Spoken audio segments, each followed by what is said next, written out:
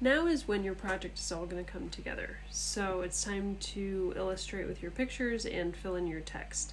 So at this point you have made your book itself and you have your thumbnail sketches, so you've planned out how each page layout is going to look. So now you want to think about the materials that you have on hand and what sort of style you're going to illustrate your children's book with. So we're going to take a look at a couple of children's book illustrators to give you some ideas. One option is for your book to be done kind of in the style of Shel Silverstein, and he used mostly just like pen or ink for his drawings. So in this case it would be probably a Sharpie that he used, and very simple, just black line drawings. Another option is to make your book in the style of the author and illustrator Peter H. Reynolds, who wrote The Dot. So he uses ink and watercolor to make his pictures and illustrations. So he starts with the drawing and then goes in and adds watercolor to his pictures.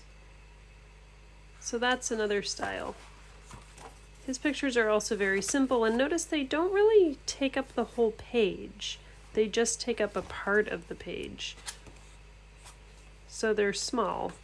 Also, I'm also noticing the layout of his book is a little different, where he just has text on one side and a picture on the other side. So that's another thing to think about when you're making your spread for your book. Miss Rumphius by Barbara Cooney is a whole different ball game.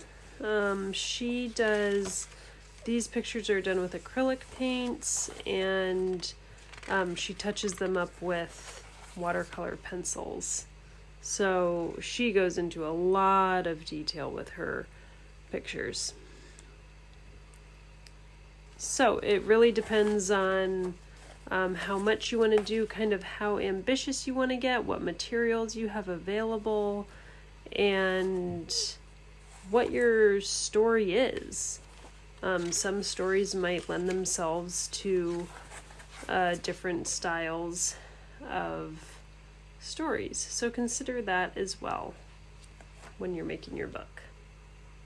Those are just a few ideas to get you started, but check out the books that you have at your house, see if there are different illustrator styles that you like or that you want to try out, and get started with illustrating your book.